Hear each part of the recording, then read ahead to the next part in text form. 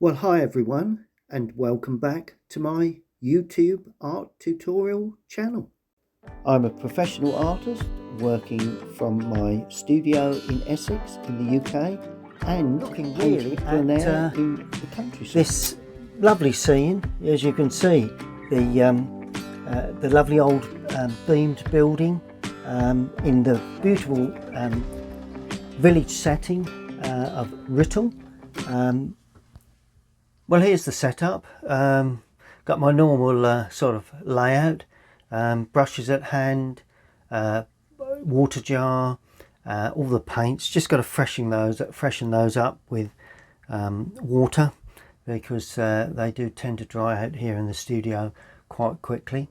And there's the paper on the board.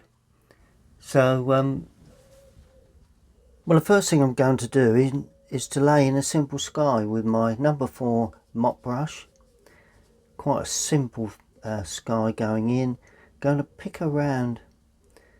So I should let's not make it complicated. But pick around the roof and the chimneys. And the sun will be coming from the left. So just a simple sky like that, drawing across the top in that way and down there. Now as I go towards the right hand side, I'm actually going to clean the brush and introduce a little bit of yellow. That's cadmium lemon, and a little bit of red to that yellow, cadmium red, so we get a nice orangey glow to that side, and that just enters into that there. Then we just lose some of the paint on the brush, and that will head just past that. There we are. Nice, it's turned slightly green. Now a lot of people, when they're learning, they would get rather anxious about that. Well, I used to many years ago, but in the end I realised that it doesn't really make any difference to the overall picture. So don't panic, just go with the flow. Look at that. That gives a lovely fountain of light coming from the right. And while that's drying, I'm going to put in, with the blue, I'm going to go into the road area. Then I'm going to introduce a little Indian red, and just a touch of the green, a little touch of the red and yellow that I had for the sky, cadmium and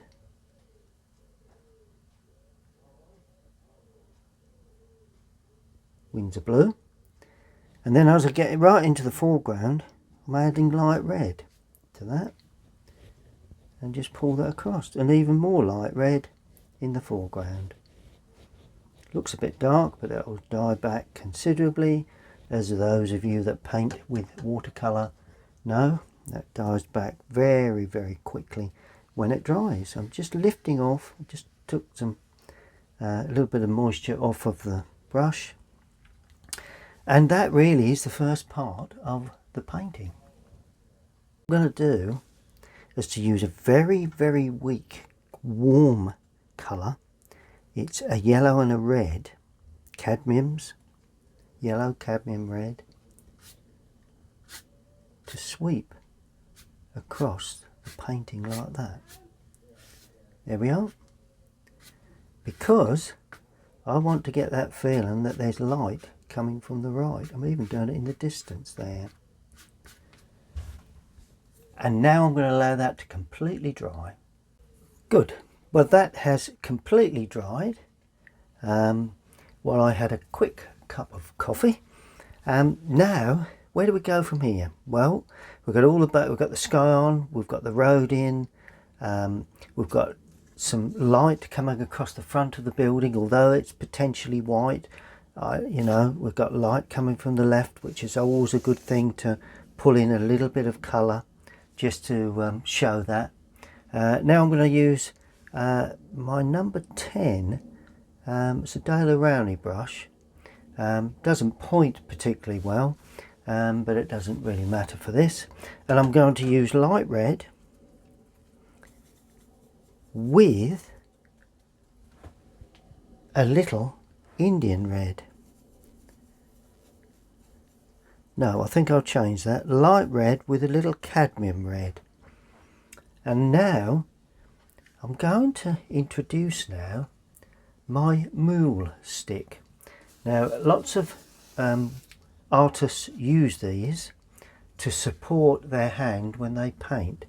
Now I never used to, but there are occasions now, getting a little bit older, whether that makes any difference regarding a little bit of the shaky whatever, but anyway, I'm going to use it to paint some of this roofline and chimney work. Right, now we've got a ridge tile. Notice I've left a few gaps there,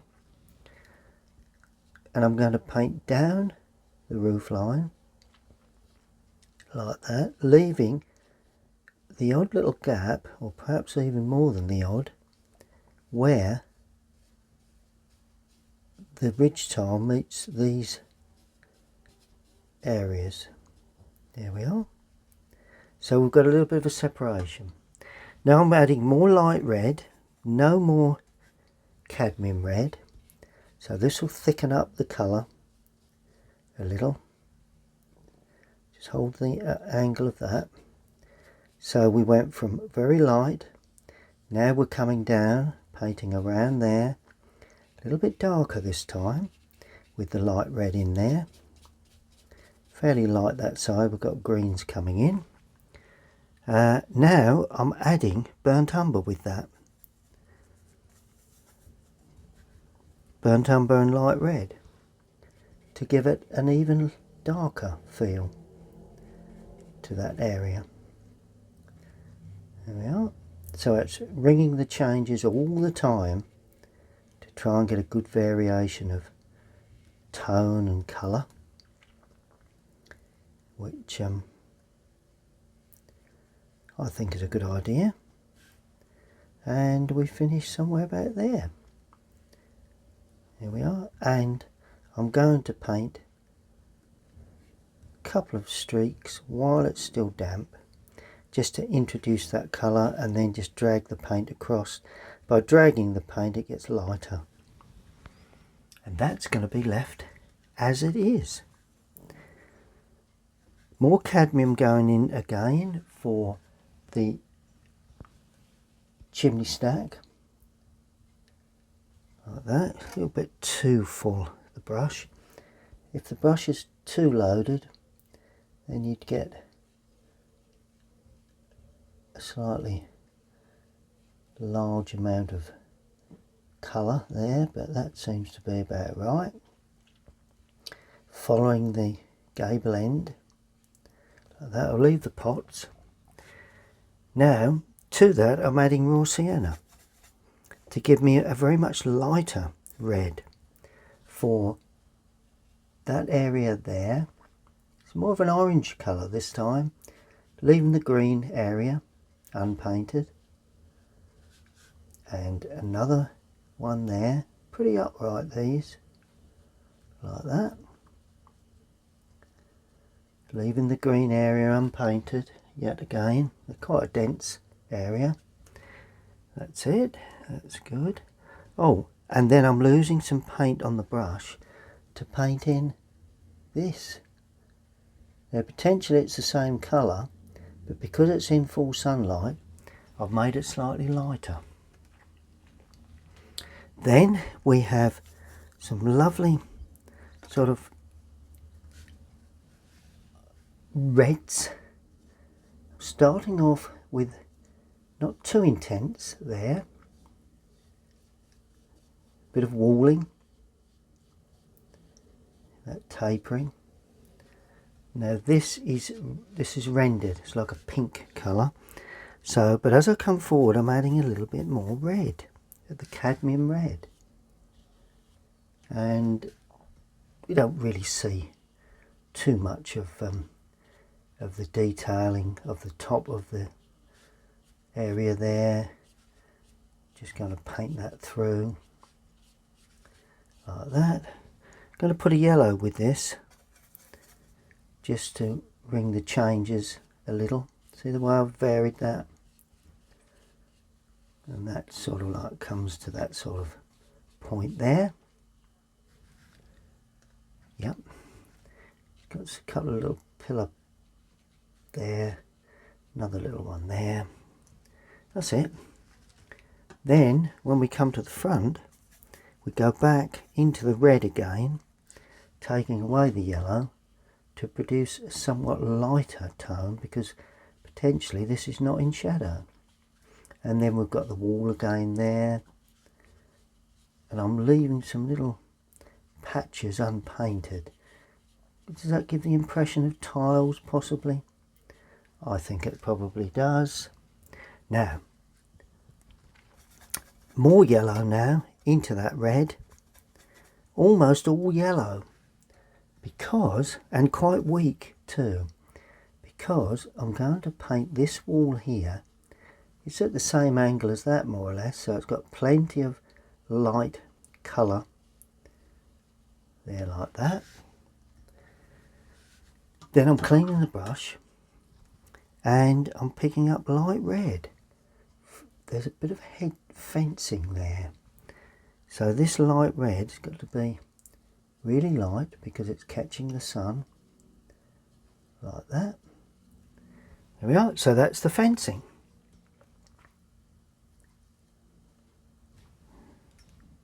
Good. Then we come along to the front again. This is catching sunlight. We've got a post, a pillar there. Do we have a bit of capping on there? Yeah, there is a bit of capping. So we've got to leave a bead of light colour there. Then I'm going back in with a stronger red here and there, just to ring the changes. And then a pillar again, small bead of light there. And then, as I say, cross strokes, just to try and show that there probably could be a little bit of change of brickwork colour. Like that there. And let's put in now just the odd little splash of red. Always a good thing to do into your bricking, particularly if you've got lots of greens around. Right, we'll leave that at that. That pulls your eye towards that. Good. Now I'm going to paint the background. In other words, the castellations and the church wall, really. And for that is in effect in shadow. So to produce that shadow, I'm going to use cobalt blue with a touch of light red, and not too much light red for this, but enough to indicate that it is a distant colour. And I'm going to produce this fairly weak in tone and colour, and it's more or less in shadow really, but I've got mine to stop at that ridge there, then leave a bead of white. I'm over painting the complete area, including the windows. I'll put those in later. There we are. I'm going around those constellations. I'm not sure why yet, but perhaps it's just instinct, but at this moment I'm going around those. I'm going to add a little bit more red now, just to ring the changes and to thicken the colour a touch as we come forward. Now I'm going to paint in there, and just remembering there's greenery coming over there, so we've got to try and remember that. And then there's some greenery coming across, but that's also going to be quite dark. and that's overhanging. Oh, it's going to be dark anyway. And I'm painting around the car like that. Then we come down. There's a lovely little sunlit area there where the sun is just coming through in the distance. So I'll leave that unpainted. Just cleaning that brush. I'm taking a smaller brush now, number 6 Rosemary & Co, to paint the very bright colours of the chimneys. And this is cadmium red, and I'm leaving the right hand side unpainted, and it's going to be quite dark. There they are. And just pull that across like that, give it a bit of a slope and allow that to completely dry. While that is drying, just putting a pinky colour onto this gable end there, because it's rendered but it is in shade, it's in shadow. Whether I will need to attend to that at all, I'm not sure just yet, but let's just put the initial pinky render colour on there. That's for that. And it's also somewhere here in the background too, maybe a window there, but we may even go over all of that with the shadow or the greenery anyway. So that's the wall of that building. Good, now we'll look at the greenery. Well, the greens, quite a lot of greenery really. So we'll need a fairly large brush, and using my number 8 brush that points, well, a bit of point on it. And what I'm going to do, I'm going to paint the green in the distance there.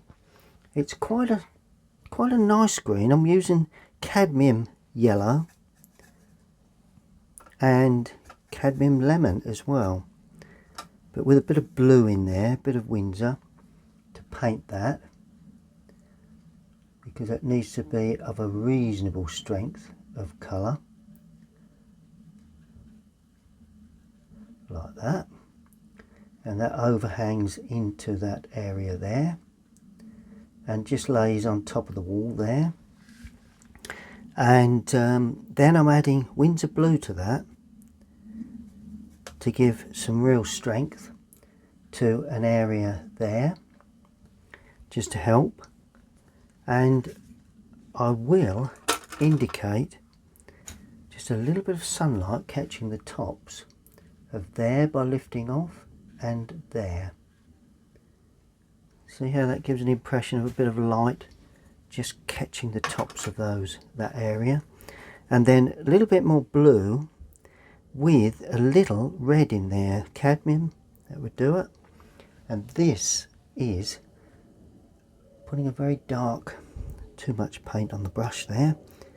Here we go. And this is sort of like a very dark area of tree work. It's sort of overhanging like that. It's actually heading up towards the sky really. It's not overhanging as such.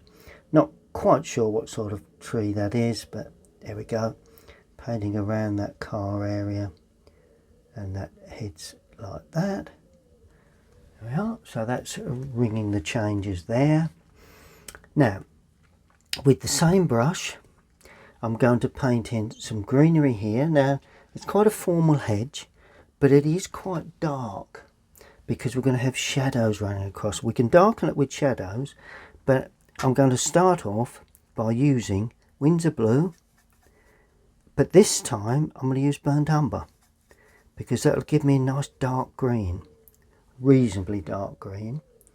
And the top of that hedge is quite formal, but I'm allowing that to be on a nice bead of unpainted area there. That's the key. a little bit of greenery hanging up there. There we are, fairly straight at the top, but not too straight, because I want to show a bit of movement, but it does sit behind the wall, so let's keep that bead unpainted. And as you can see, just leave a bit of bead on top of that pillar. It's a bit, you know, it's given us sort of like a green that's a bit bland. So all I'm going to do now is to put in a little bit of light red here and there, drop that in just before it dries, and a little bit of Windsor blue, just dropping that in, particularly along the lower area mostly.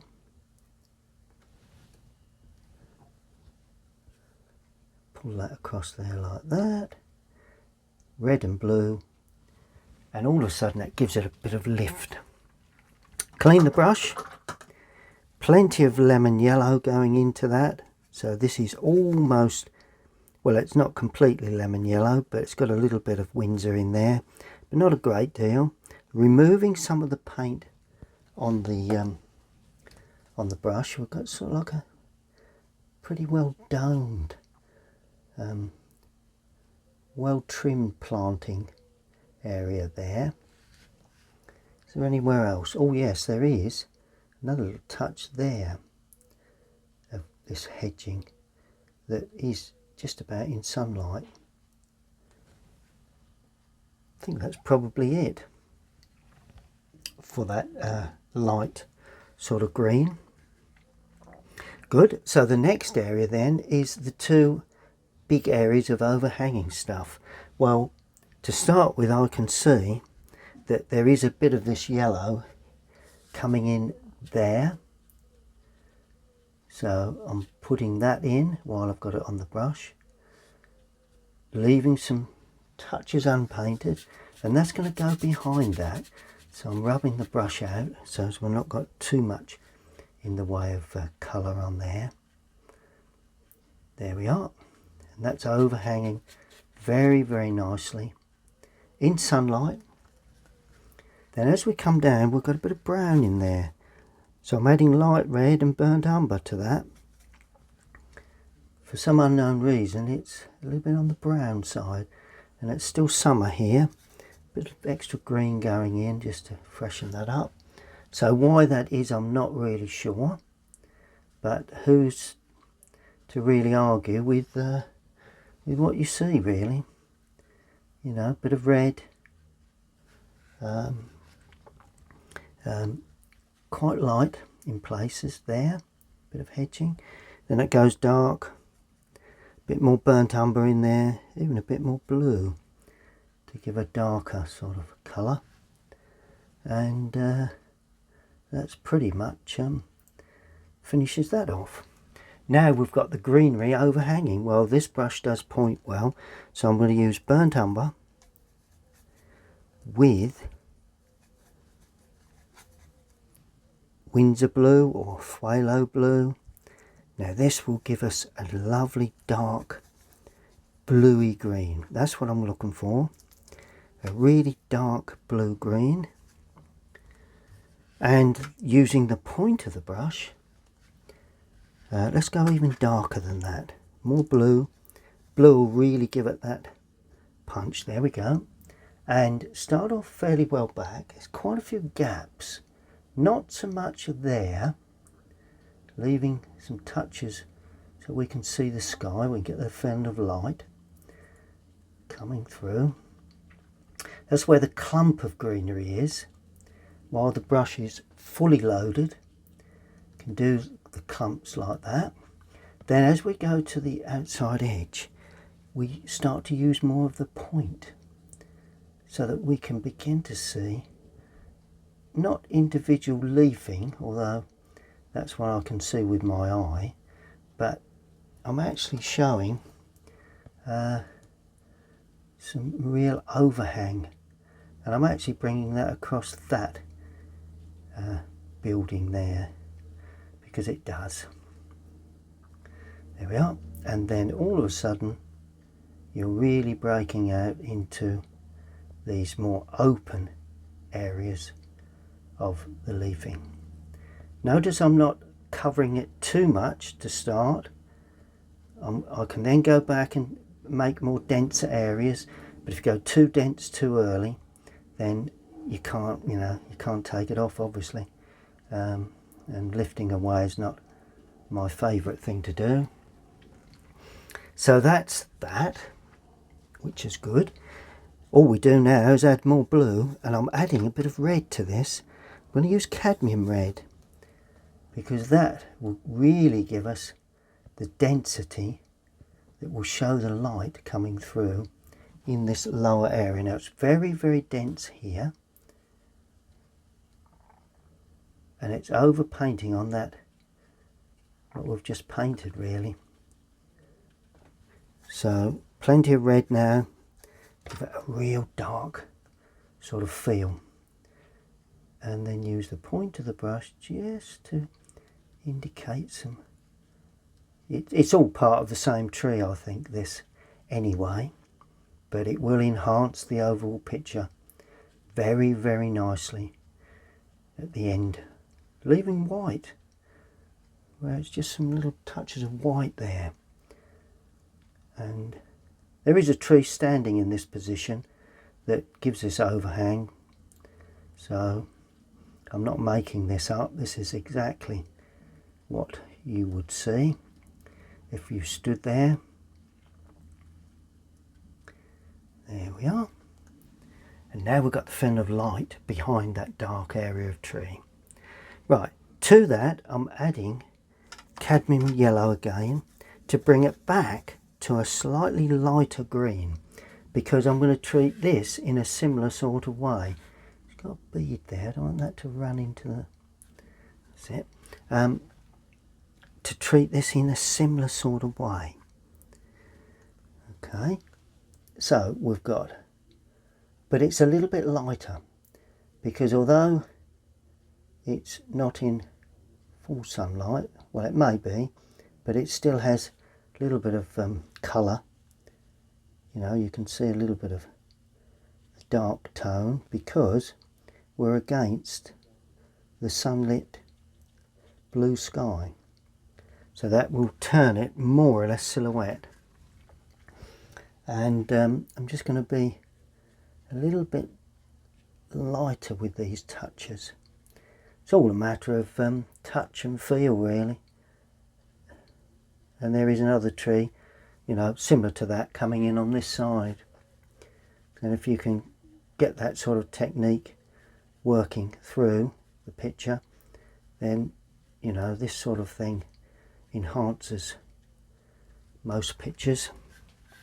Then as I come down, I'm adding a little bit more of the blue and burnt umber just to bring the changes. Introduce it to a touch at the top so you don't go all of a sudden from light to dark if it's the same tree, which this is, I think. There we go. And then it comes back in, then it goes out again, funny enough. And does that sit just in front? Yes, it does.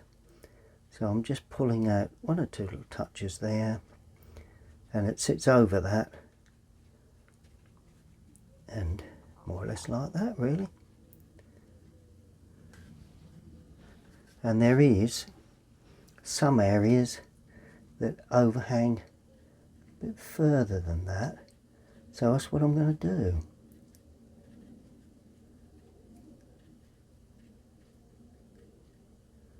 Like that. So as we make certain we get the full sort of feel of that. Don't want to overpower that, don't want to be too overpowering for that side. Good.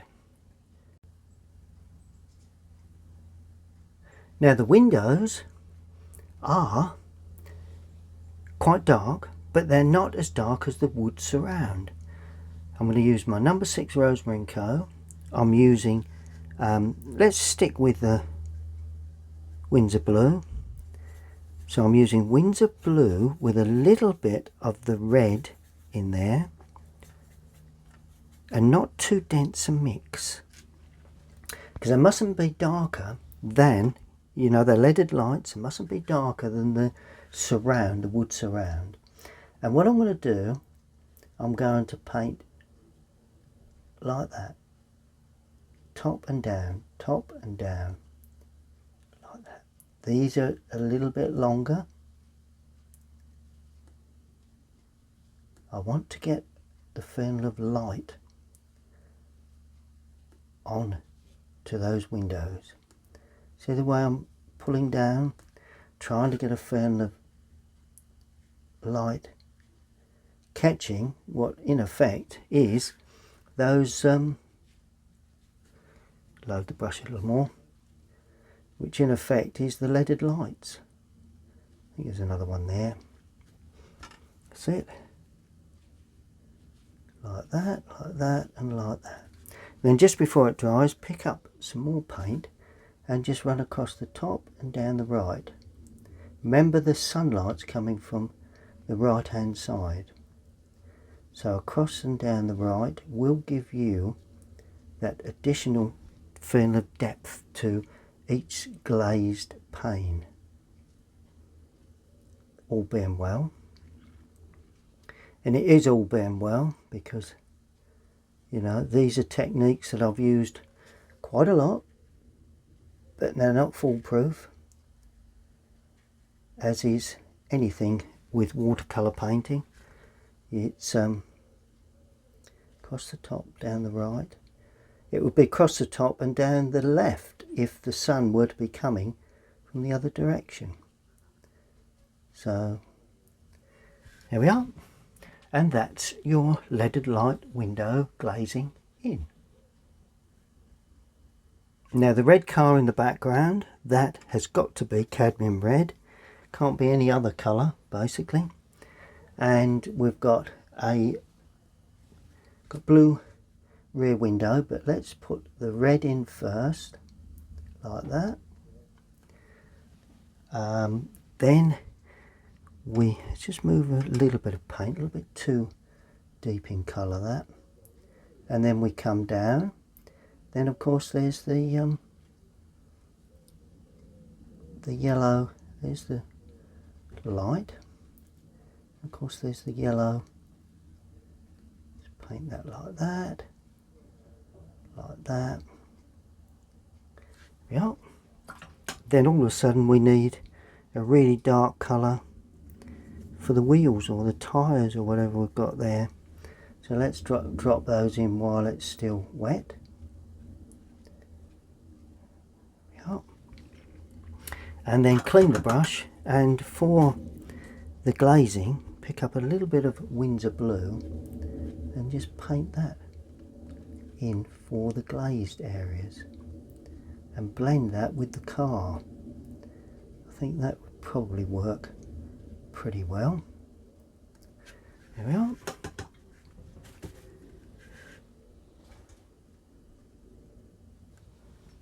Good. A little bit of yellow now for the number plate. Bit of yellow there, and a spot of red on the brush for that there.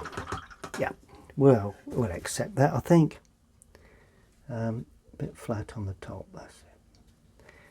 Good, we'll take that all day long.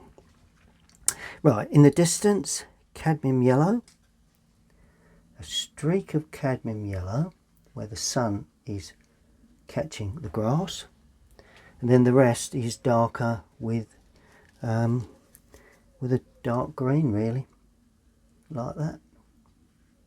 And of course against the building would be quite dark as well. Might as well paint that in. That's it. Windows for the church, bit of blue in there. Tops,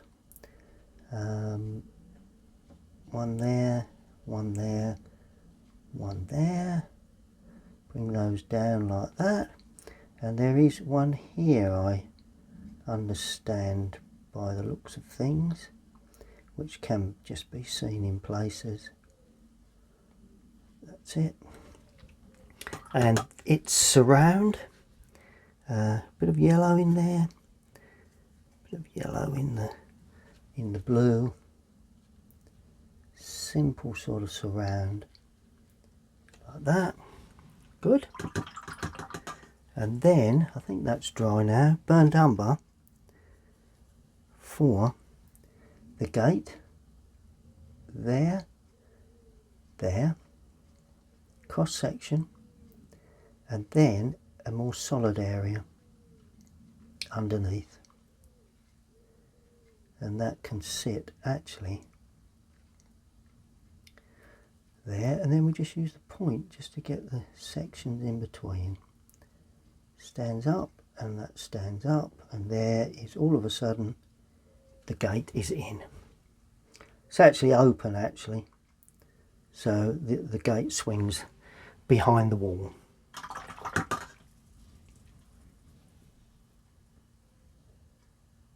Now I'm going to use the rigger for all of the beam work, and so a small rigger. I'm going to use for the beams ultramarine and burnt umber, because that will give me a lovely dark, sort of like a treated wood colour.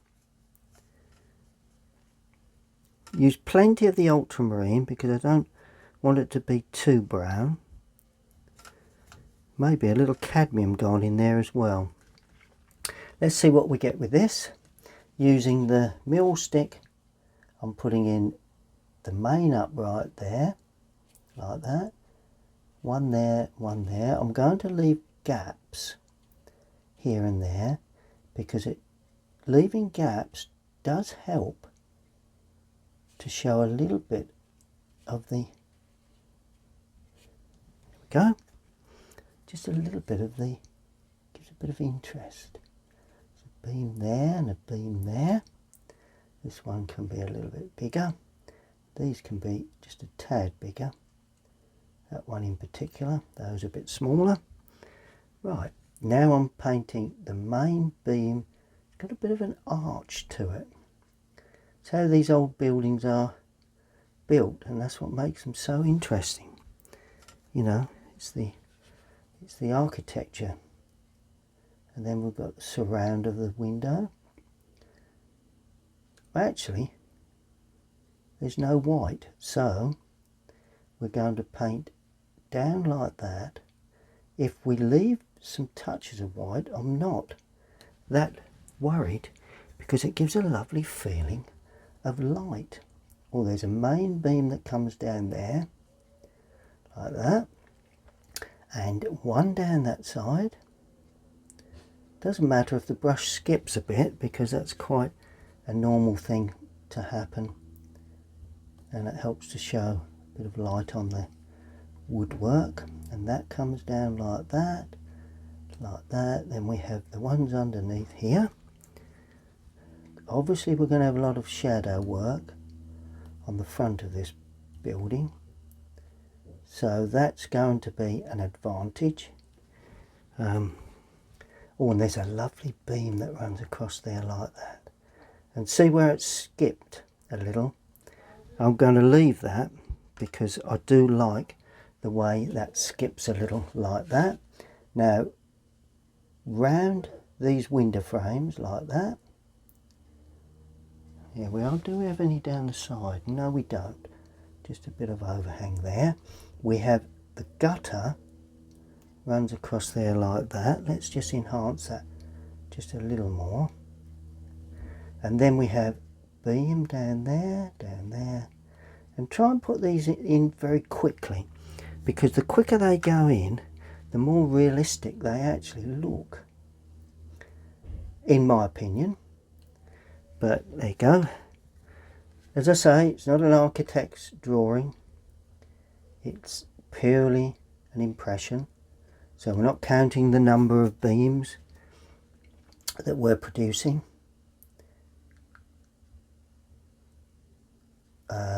Right, there's 1, 2, 3, 4, and the side, whoops, onto the fence, never mind. Go with the flow. There we we go, look at that. Yep, gradually getting the beams put in nicely. That one sort of tends to lay out a touch. Don't think there's too many people around that would observe that, but there you go. Now we're going to cross. This is the frame of this window. Lots of windows in this, but really does make for a lovely painting of real character.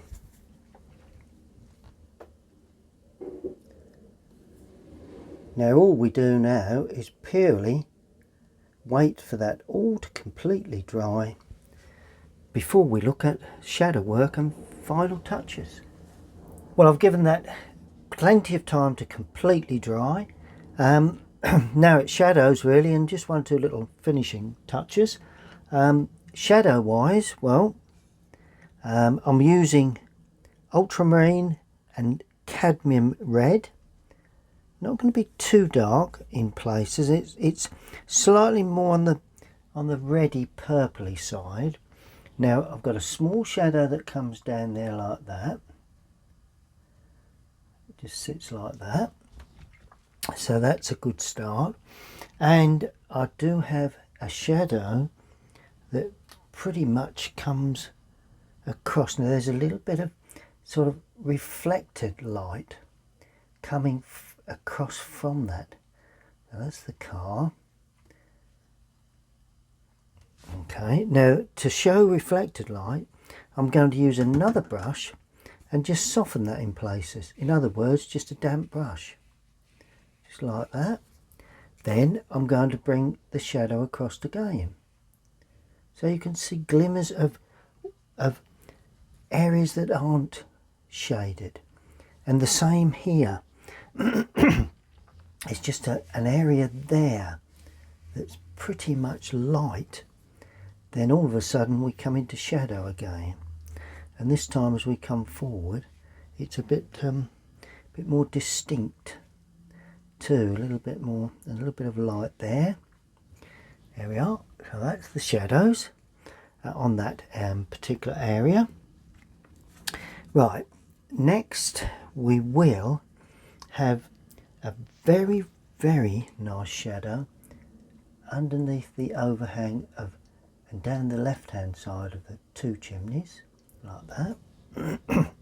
Then we have quite a distinct shadow that runs at quite a steep angle from the overhanging roof line, like that.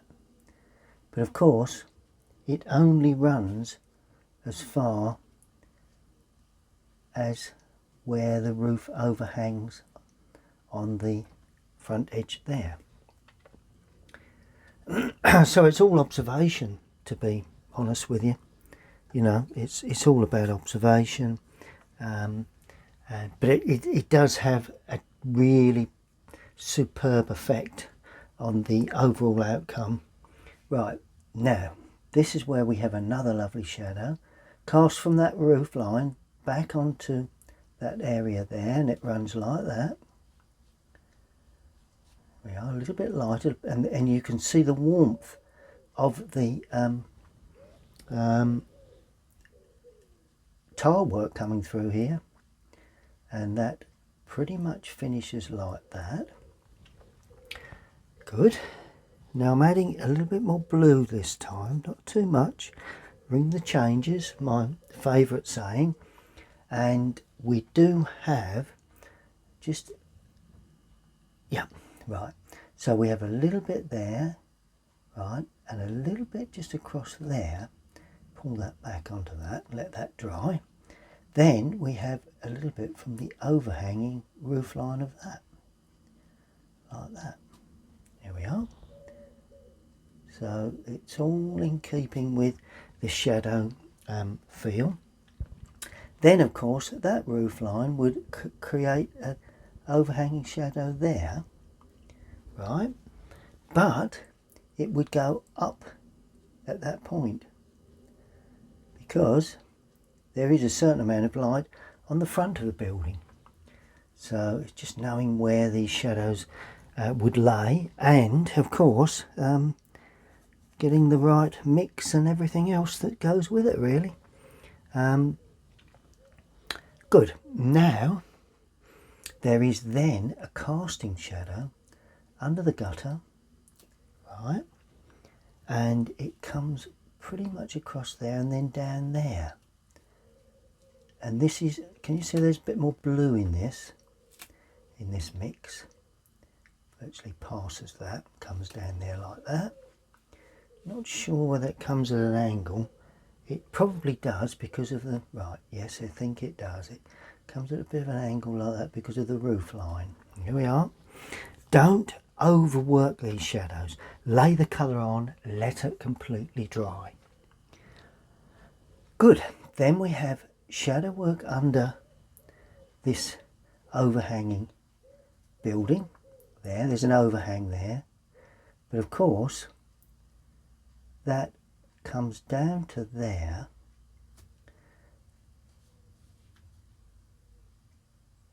And then over there like that. So that's going to be pretty much all in shadow, which, just going to pull that down. Just watch you don't remove too much of the underpainting, like that. And I'm down to that bottom edge there. A little bit, one or two little areas unpainted there. It gives a nice little feel. Good. Now windows, I'm going to use a bit of license here and just put a little bit of shadow work down there, a little bit under that beam. Always nice to give that sense of light onto those windows. Yeah, that's pretty good. Then we go up the wall here and up the wall there. It's more or less where that greenery is, really, just casting shadow in varying places there, like that. And across that greenery there, it's all a matter of picking up where you think these shadows will actually form.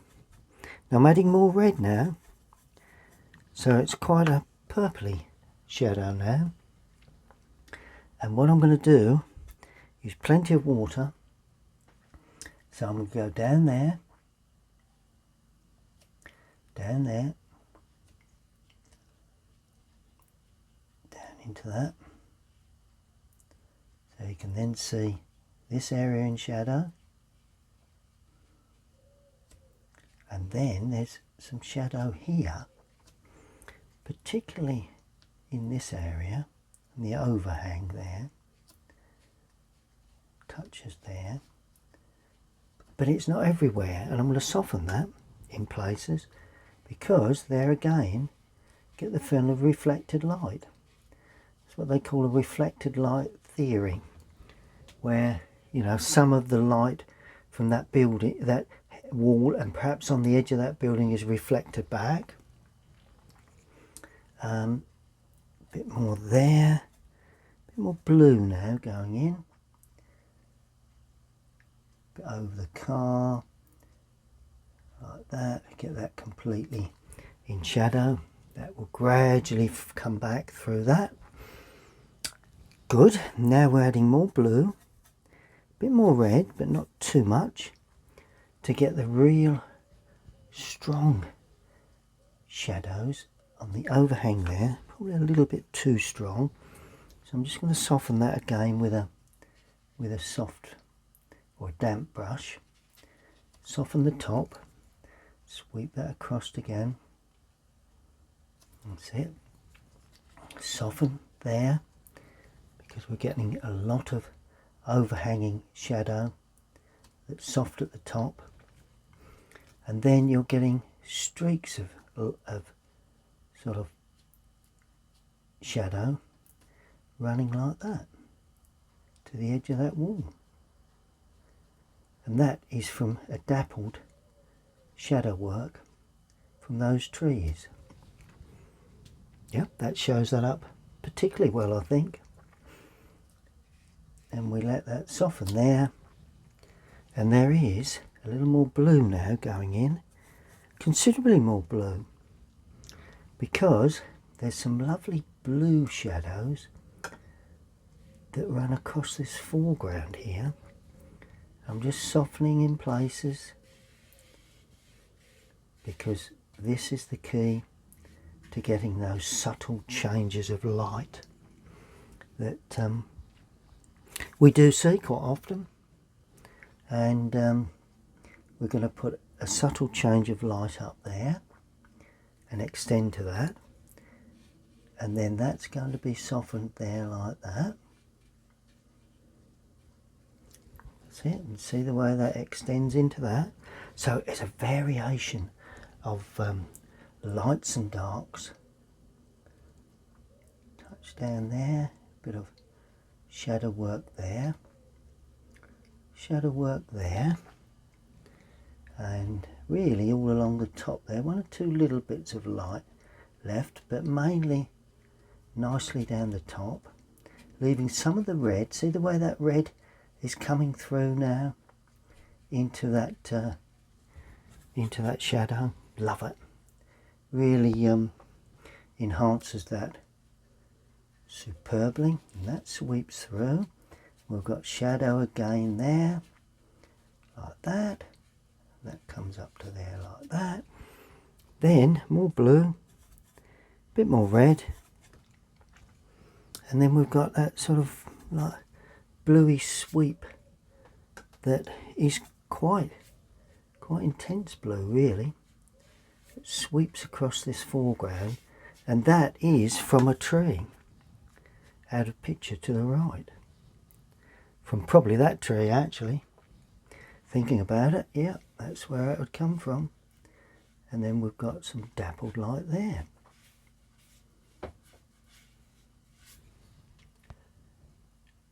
And there you go. We'll allow that all to dry off in its own way. Now I'm going to use the mill stick again just to keep my hands away from the artwork, particularly as areas are still damp. And to start with, right, we may just be able to see just underneath there.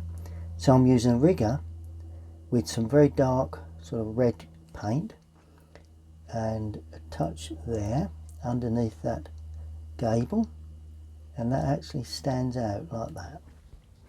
And then of course we have, because we've got this red, we have the ridge tile, and then we have the tiles that sit on the top of the roof, and they're not perfectly straight because it's an old building.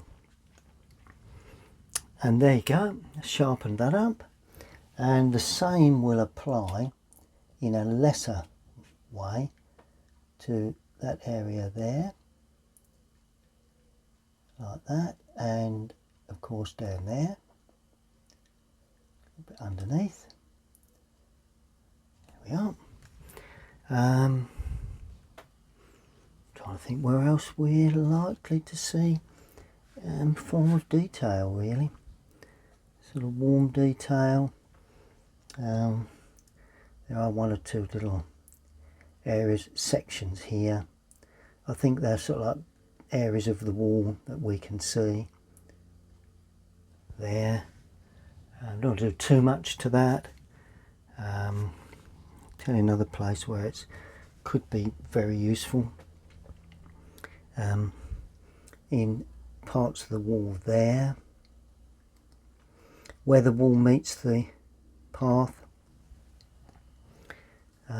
just on the corner there seems to be, and just a touch there, little areas there, just to enhance, not too much in the distance, little areas here, a bit darker now, so picking up, put a bit more blue in that, just to give an added bit of interest with little fine sort of details that don't want too much, but just a little bit here and there.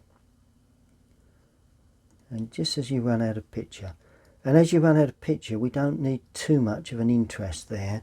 It's mainly in this sort of area that the interest will be more required to help pull the eye towards that.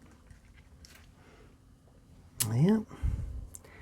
And now we take a bit more of the red just to highlight that, highlight down the back edge of that, a little bit there, bit of fencing markings, nothing too dramatic. I'm not looking to create real interest. But on the underside of that roof may be useful down there as well, just to enhance that.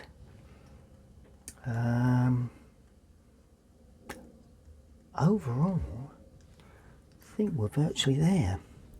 Mostly just a little bit of down piping, which I'm going to put in, because there's a down pipe there.